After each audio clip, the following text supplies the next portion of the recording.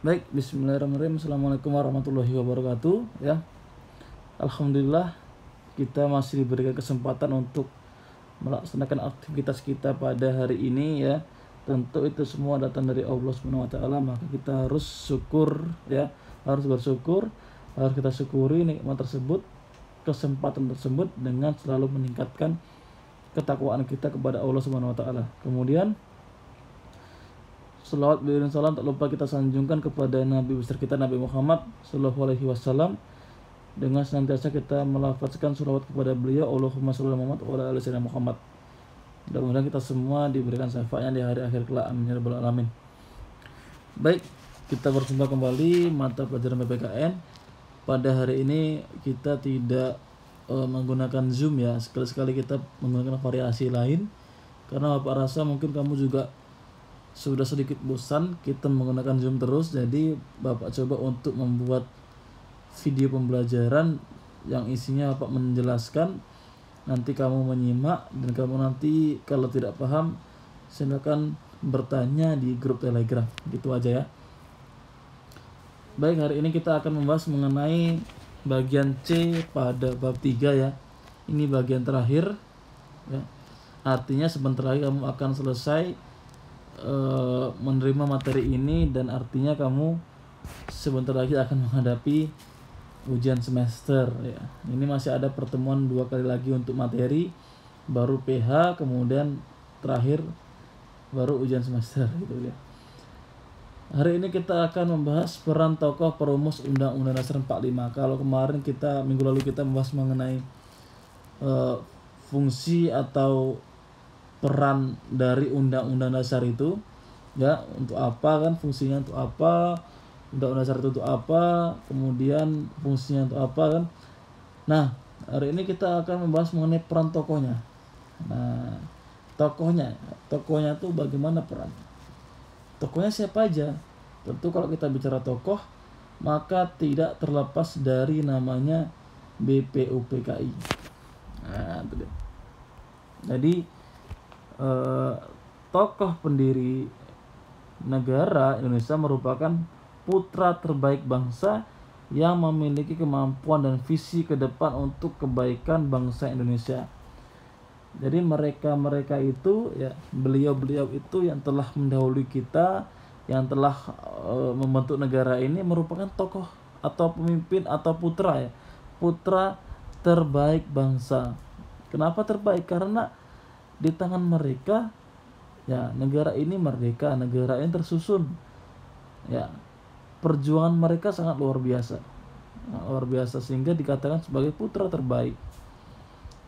Anggota BPUPKI merupakan tokoh bangsa Indonesia dan orang-orang yang terpilih serta tepat mewakili kelompok dan masyarakatnya pada waktu itu.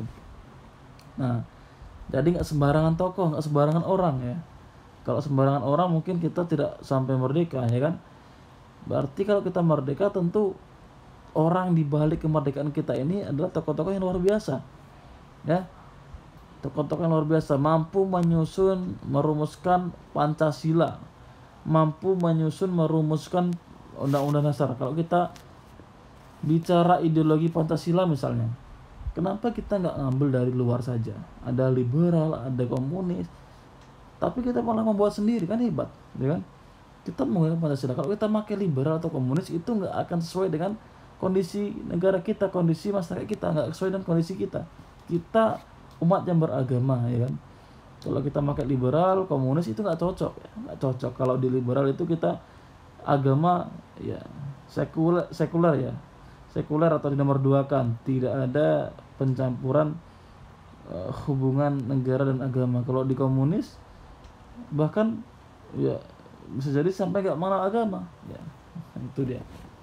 Kita harus bersyukur pada Allah ya, telah memilih orang-orang terbaik untuk merumuskan, untuk merencanakan, merancang bagaimana tata kehidupan negara kita pada waktu itu.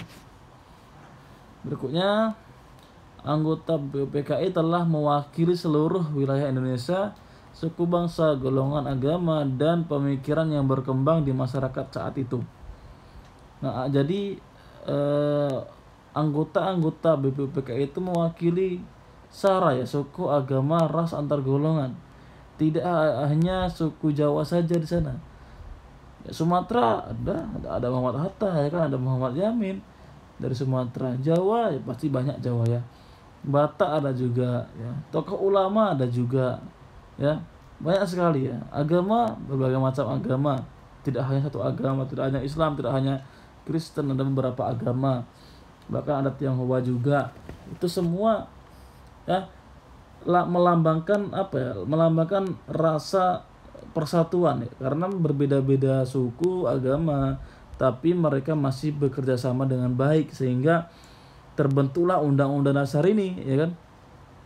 Itu dia. Ada dua paham utama yang dimiliki pendiri negara dalam sidang BPUPKI, yaitu yang pertama nasionalisme dan agama. Nah, ingat, kita adalah bangsa yang sangat menjunjung tinggi nasionalisme dan agama. Itu tidak dapat dipisahkan seperti negara liberal yang memisahkan agama dengan negara, seperti komunis yang bahkan mereka menyampingkan agama, bahkan tidak mengenal agama mungkin ya. Nah, kalau kita tidak, nasionalisme dan agama itu saling berhubungan. Apa itu nasionalisme? Nasionalisme adalah apa? Rasa cinta kepada tanah airnya ya, atau bersikap membanggakan negaranya ya. Tentu juga ini harus diimbangi dengan agama ya. Agama juga tidak boleh kita lupakan. Agama ini adalah sumber rohaniyah yang bagaimana kita harus melaksanakan perintah-perintah ajaran agama ya. Itu dia. Gak boleh dipisahkan antara agama dengan negara. Pendiri negara yang didasarkan pemikiran nasionalisme menginginkan negara Indonesia yang akan dibentuk merupakan negara nasionalis atau negara kebangsaan. Sedangkan golongan agama menginginkan didasarkan pada salah satu agama. Nah, pada waktu itu ya terjadi apa ya? Terjadi dua pandangan bagaimana satu sisi golongan nasionalis itu pengen negara kita ini dasarkan pada salah satu atau kepentingan bangsa ya, kepentingan bangsa dan negara ya. Tapi satu sisi ada salah satu agama yang mengatakan bahwasanya negara harus didasarkan pada suatu agama tersebut. Berbagai perbedaan di antara anggota BPUPKI dapat diatasi dengan sikap dan perilaku pendiri negara yang mengutamakan kepentingan bangsa dan negara di atas kepentingan pribadi dan golongan. Jadi mereka walaupun berbeda pendapat itu hal yang wajar ya, tetapi mereka tidak egois ya. Ketika berbeda pendapat maka mereka akan mengambil jalan tengah, bermusyawarah dengan baik. Apa itu musyawarah? Itu akan disepakati. Tidak egois. Kadang-kadang kalau kita sekarang ini kita ngomong A, nanti kawan kita ngomong B, kita ngotot omong kita ini harus diikuti ya. Tidak boleh seperti itu. Harus saling mendengarkan, harus saling musyawarah. Itu dia. BPUPKI melaksanakan sidang dengan semangat kebersamaan dan mengutamakan musyawarah dan mufakat. Nah, ini dia tadi Bapak bilang tadi ya, mengutamakan musyawarah untuk mufakat, tidak saling egois ya. Kebersamaannya, pendapat siapa saja ya boleh, mau berpendapat boleh, tetapi tentu jangan egois. Itu dia. Insinyur Soekarno dalam sidang BPUPKI tanggal 1 Juni 45 menyatakan, kita hendak mendirikan negara Indonesia yang bisa semua harus melakukannya. Semua buat semua. Nah, 1 Juni 45 berarti ini ketika perumusan dasar negara ya, Pancasila pada waktu itu. Artinya apa? Artinya pidato Soekarno ini sangat jelas terlihat bahwa para pendiri negara berperan sangat besar dalam mendirikan negara Indonesia, terlepas dari para pendiri negara tersebut memiliki latar belakang suku dan agama yang berbeda. Apa tadi ya? Kita hendak mendirikan negara Indonesia yang bisa semua harus melakukannya. Semua buat semua. Artinya tidak ada diskriminasi.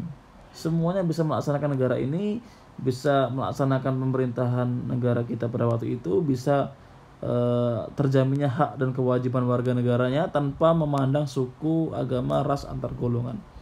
Itu dia. Sidang BPUPKI dapat terlaksana secara musyawarah dan mufakat. Hal itu dapat kalian lihat dari pertanyaan Ketua BPUPKI Rajiman Widyaningrat dalam sidang BPUPKI tanggal 16 Juli 45.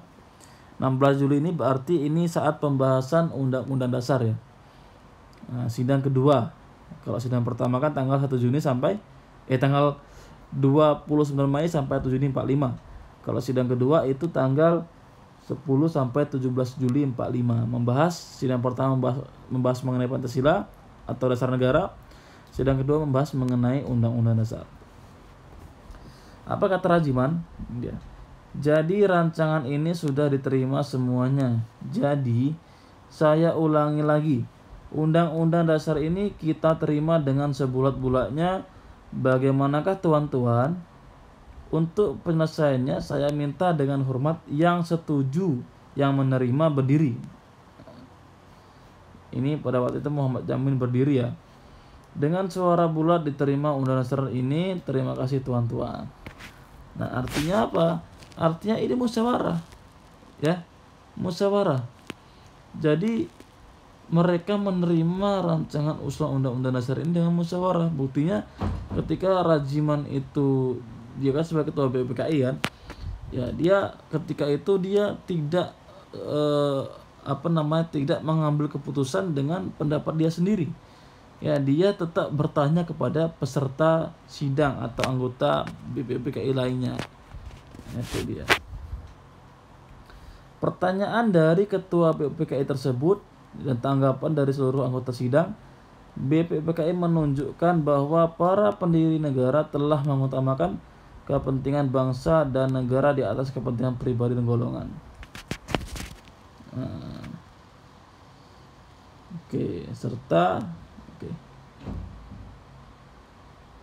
Serta mengutamakan musyawarah mufakat dalam membuat keputusan tentang dasar negara dan Undang-Undang Dasar 45. Keberhasilan bangsa Indonesia memproklamasikan kemerdekaannya merupakan salah satu bukti cinta para pahlawan terhadap bangsa dan negara. Nah, artinya apa? Artinya seluruh anggota BPUPKI tersebut ya, mereka menunjukkan bahwasanya mereka mengutamakan kepentingan bersama, kepentingan bangsa di atas kepentingan mereka. Pasti mereka juga memiliki kepentingan masing-masing, kepentingan pribadi, kepentingan golongan. Tetapi mereka pada waktu itu tidak memaksakan kepentingan dari pribadi dan golongan mereka. Dia mengutamakan kepentingan bangsa dan negara, mengutamakan musyawarah, ya kan, musyawarah mufakat ya dalam mengambil keputusan, sehingga pada waktu itu Undang-Undang Dasar 45 diterima dengan baik. Ya alhamdulillah pada waktu itu lancar semua. Pancasila berhasil dirumuskan, ya kan. Kemudian Undang-Undang Dasar berhasil dirumuskan. Jadi kita memang harus mencontoh sikap mereka, sikap para pendahulu negara kita yang mengutamakan kepentingan bersama. Kita harus contoh itu. Jangan egois ya, ketika berpendapat jangan mau menang sendiri. Kita harus saling mendengarkan pendapat mereka. Itu. Ya mungkin materi kita sampai di sini aja ya. Ini kita hanya membahas mengenai sikap ya, peran tokoh ya. Peran apa dari tokoh perumus Undang-Undang Dasar itu yang patut kita teladani, yang patut kita bahas ya. Jadi kita harus meniru sikap mereka sehingga negara ini kelak di tangan kalian semua. Insya Allah mudah-mudahan kita doakan negara akan semakin maju ya, semakin baik ke depannya. Amin ya. Baik, kalau ada pertanyaan boleh disampaikan di grup Telegram ya. Nanti akan Bapak jawab. Mudah-mudahan kamu memahami materi ini ya. Mudah-mudahan kamu jelas. Kalau nggak jelas silahkan diputar lagi materinya, karena ini video ya, bisa diputar berkali-kali. Oke, terima kasih atas perhatiannya. Mudah-mudahan jelas ya, mudah-mudahan jelas. Bapak akhiri. Assalamualaikum warahmatullahi wabarakatuh.